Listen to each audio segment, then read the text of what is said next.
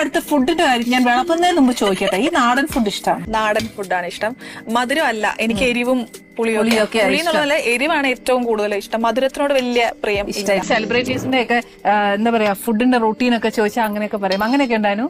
ഇല്ലല്ലേ? നമ്മൾ തനി മലയാളിയായിട്ട് നമുക്ക് ദൈവം തമ്പുരാൻ സഹായിച്ച് നമ്മുടെ അമ്മയും അപ്പനും എന്നാ തന്ന് വളർത്തിയോ അത് കഴിക്കാനാണ് നമുക്ക് ഇഷ്ടം.